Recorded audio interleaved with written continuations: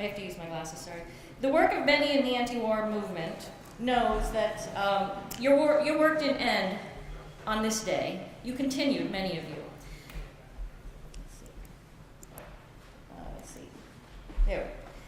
Many Americans forget that, or that they are not aware, that at the end of the war, the U.S. imposed a diplomatic and a trade embargo on Vietnam.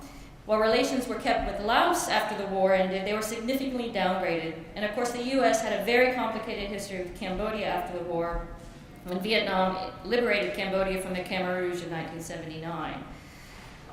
Allies cooperated with the U.S. to isolate Vietnam into the early 1990s. The U.S. kept this war going through the embargo for 20 years, hindering efforts by American and European NGOs and the UN system.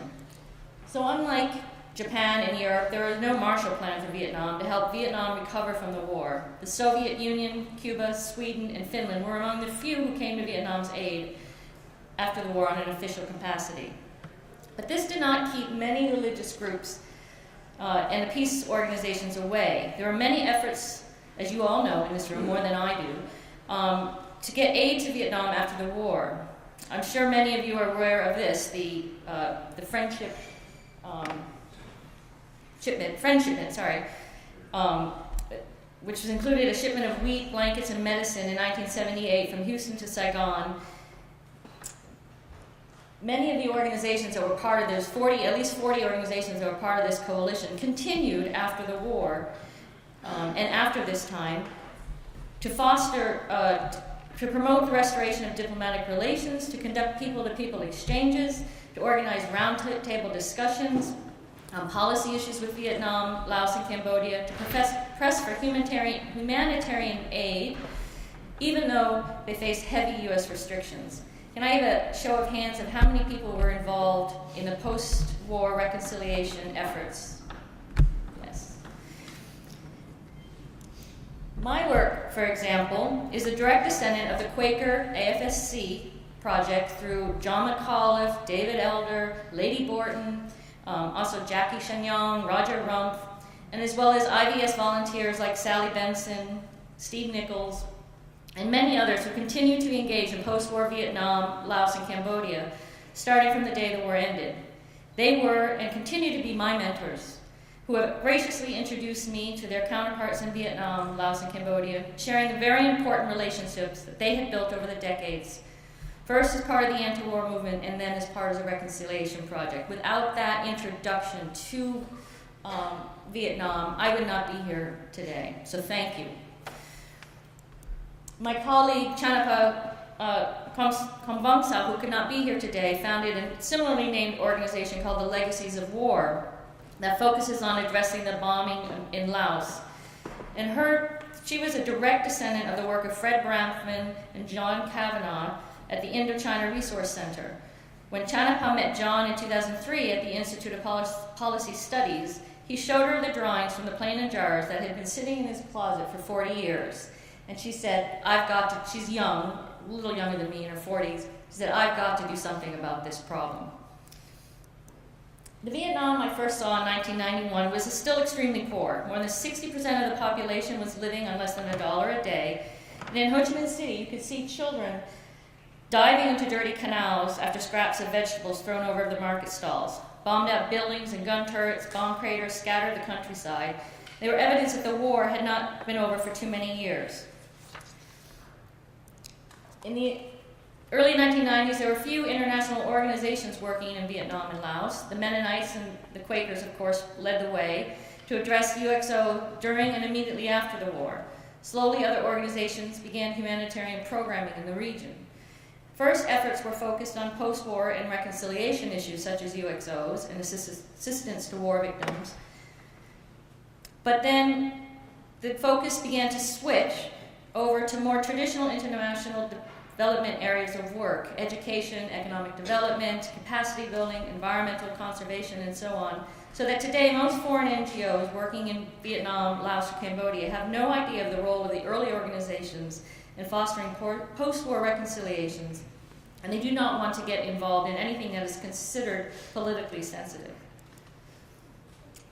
Finally, in 1995, the U.S. and Vietnam normalized relations, And the process of strengthening their relations developed politically, economically, and militarily. To now there are military ships coming to Da Nang again. I returned to Vietnam in 1996 to study, and I found a very different country than the one that was there in 1991. And it changes every time I visit. Today, a visitor in Vietnam could easily forget that the war ever happened. The majority of the population was born after the war ended. U.S. and Vietnam militaries are even, as I said, collaborating again on regional geopolitical and strategic issues. But war legacies still remain. Since the late... why aren't you proceeding? Since the late 1980s, the U.S. and Vietnam have been cooperating on the recovery of U.S. MIAs in Vietnam, and they commenced full-scale operations in 1992. Searches began in Cambodia in 91 and in 1988 in Laos, and they happened 2 or 3 of these operations every year at a cost of more than $1 million each to recover our MIAs. But the cooperation on this issue is one thing that led to further development for the Vietnamese to be able to push their own war legacy issues, including their MIAs, which of course there are 300,000 as opposed to the 1,600 that are still missing from the U.S.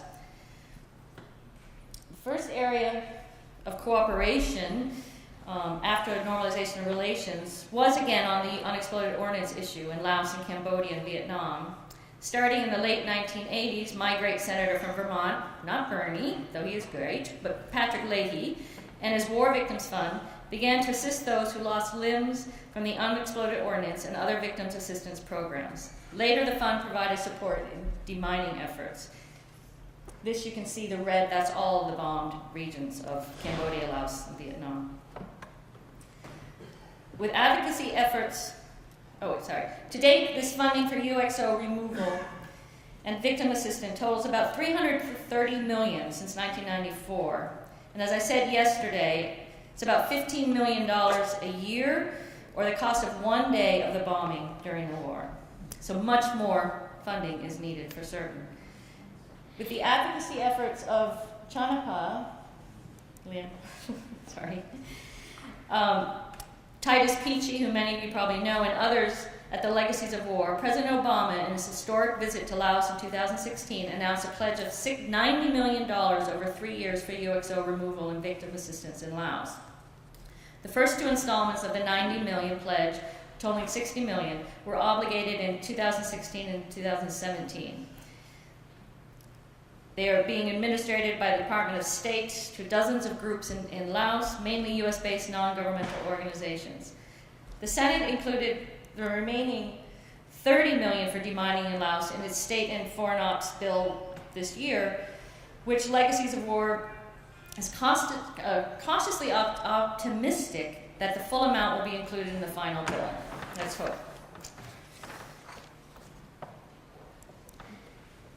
The Legacies of War advocacy effort is evidence that the right people working together is possible to make progress on some aspects of the ongoing impacts of the war.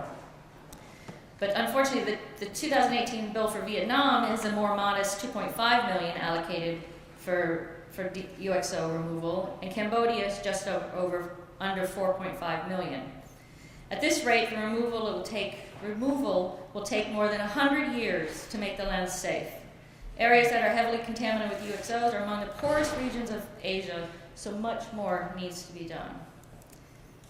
The story of Agent Orange that Susan mentioned and the U.S. engagement on the issue is very long and complicated, but I'll touch upon a little bit of it. But if you are interested in the full-blown story, Charles Bailey at the Ford Foundation has a book coming out in the next several months on this with his colleague Lê Kê Xuân in Vietnam.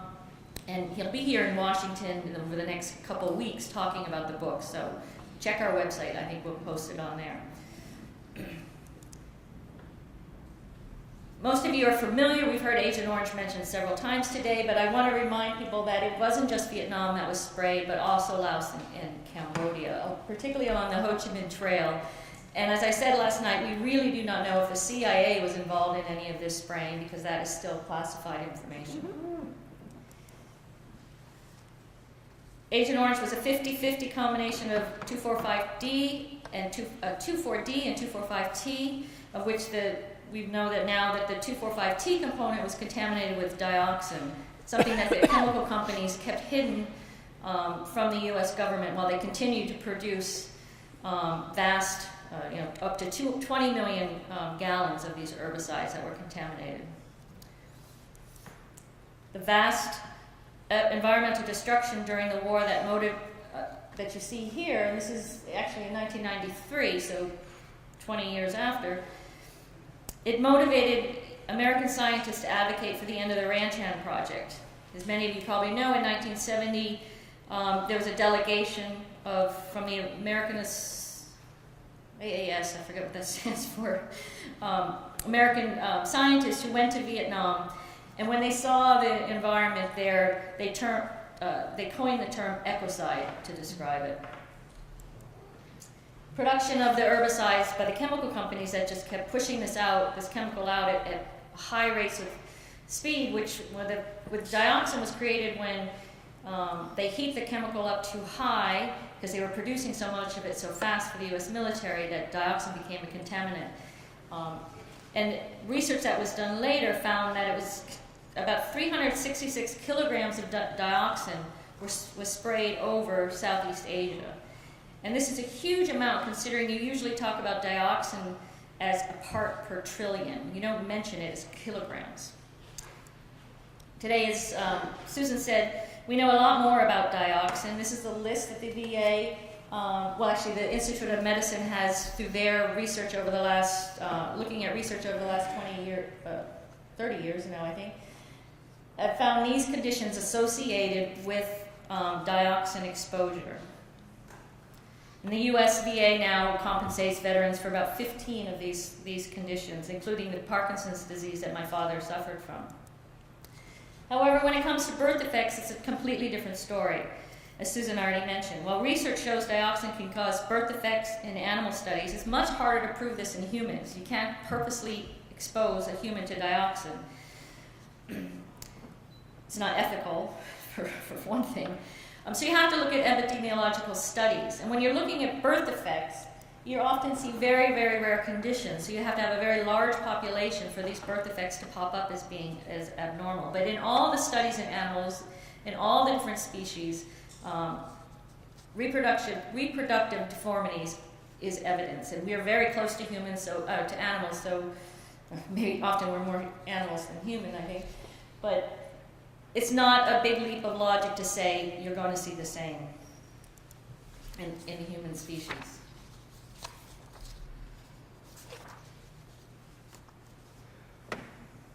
Interesting that the USVA also acknowledges this list of birth defects in female veterans that they can receive compensation for. And I bring this slide up because I see just about every single one of these conditions in the children I work with in Vietnam and Laos.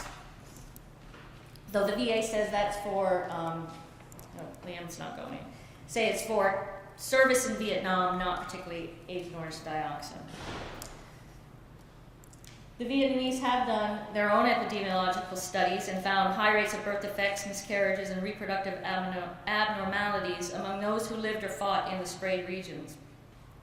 The Vietnam Association for Victims of Agent Orange that Susan mentioned estimate that up to 3 million Vietnamese have been impacted, including about 300,000 children born with disabilities.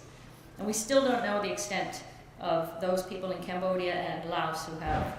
They just don't have the same records and organization behind them to look at this issue there. This has been a point of disagreement between the U.S. and Vietnamese government for decades, from the time during the war when the South Vietnamese newspapers reported women giving birth or miscarrying children with severe abnormalities. And even though the U.S. the U.S. government compensates its own veterans for some illnesses, it refuses to acknowledge that there are any impacts of Agent Orange in Vietnam, and that is hypocrisy that's hard for me to accept. important to remember that the US soldiers mostly were there for 1 year, some did a few tours, but the Vietnamese were under the spraying for 10 years, and these herbicides and the dioxin stayed in the soil for some period after that. That was continuing to contaminate the food chain. Plus young children, women, it was a completely different exposure. So you can't necessarily compare exposures from veterans to those in Vietnam. Dioxin remains in the soil for up to, well, we don't even know. It's depending on where it is, it could be hundreds and hundreds of years. And it enters the food chain by animals eating that contaminated soil. And then it enters the food chain. But thankfully, research that was done by Hatfield in Canada, when they looked at the sprayed regions of Vietnam, they found that the areas sprayed were no longer contaminated. It had moved elsewhere. The problem is these military bases, Da Nang, Vinh Hoa, Phu Cat, which have heavy, heavy levels of dioxin still in their soil.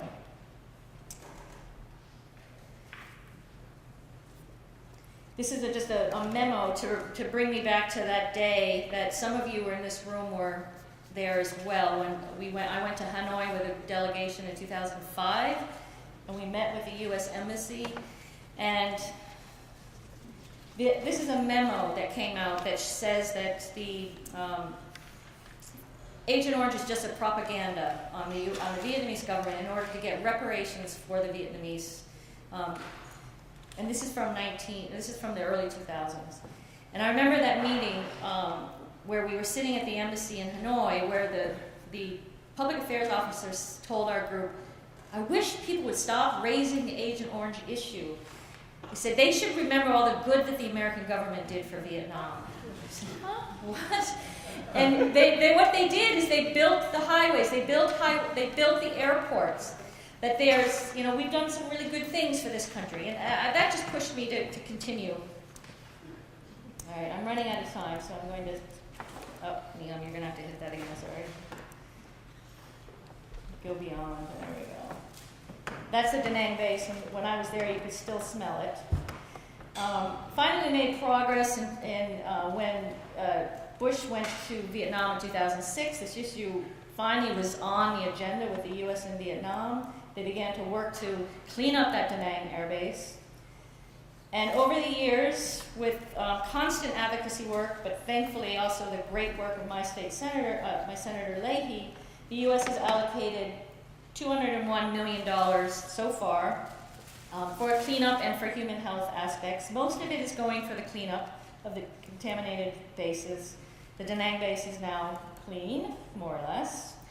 They haven't still admitted that there are any Agent Orange victims in Vietnam, though again with our advocacy work we've been able to push them to at least target the funding to the areas that were heavily sprayed and the most severe people. Skip through some more. The Vietnamese actually have done a lot more on this issue than we have. The government now provides some support to people who've been affected by Agent Orange. There's a government program involved, but also the Vietnam Association of the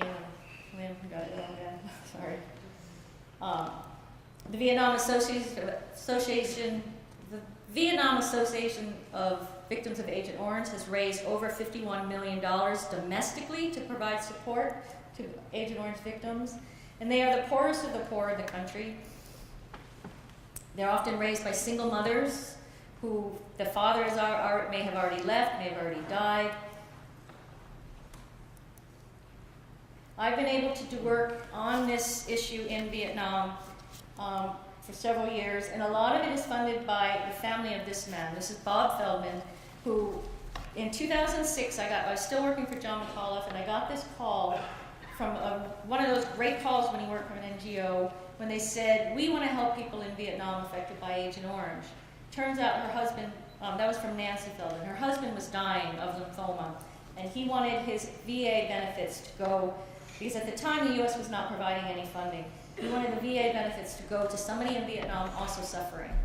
And so they set up the Bob Feldman Fund. Little did I know that it was $50,000 that was coming for this work at that time when he died, which is unusual. So what we do with that funding is provide support to the families. A lot of them are rural farming families, so it's cows, pigs, livestock. It might be setting up a small business. It might be repairing their house, providing them with a wheelchair. It might be medical care. Oh, let's skip over that. That's a video, so I won't show it, but that boy, when they got the chair, he and his brother are both severely disabled, and they couldn't maneuver a self-propelled wheelchair, so we gave them electric wheelchairs. And they said, for the first time in our lives, they're both in their 30s, first time in our lives we are free. We can go where we want on our own. It's pretty moving.